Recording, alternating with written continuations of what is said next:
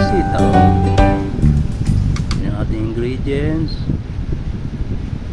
palabasa, sitaw, kangkong, sili.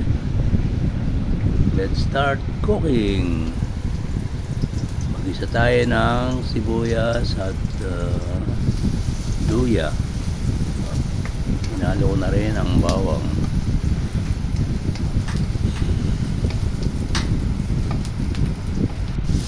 Lagyan natin ang ating konting baboy na lomo.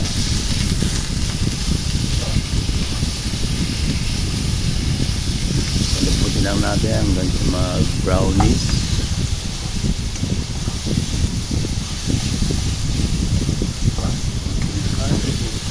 Para sumarap.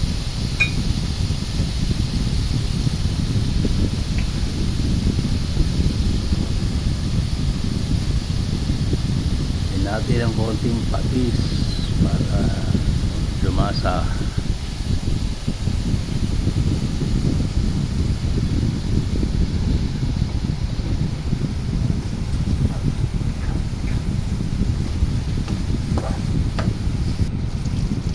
Gasan muna natin ang ating kalabasa.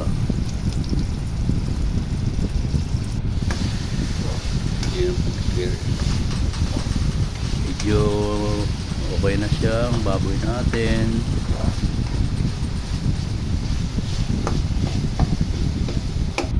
Pwede natin ilagay konting bagoong. Yan, gisado na rin yung bagoong para hindi masyado siyang malansa. Natin ilagay ang ating kalabasa.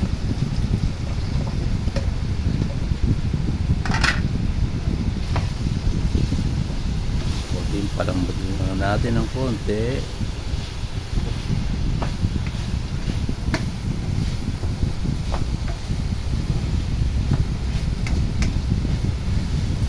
Susunod natin gasan ang ating sitaw.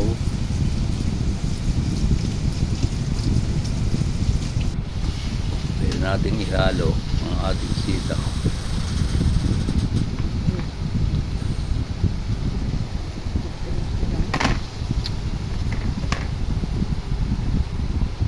Ayan ang ating sitaw.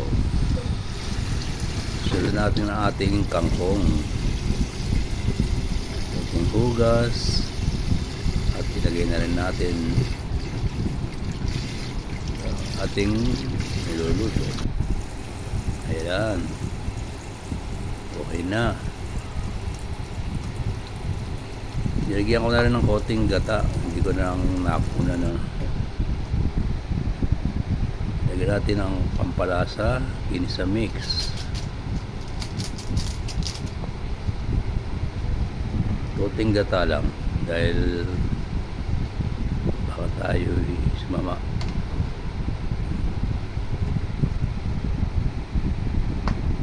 That's it. Ito na, ating takpan ng konti at tayo'y kakain na. Ayan na ang ating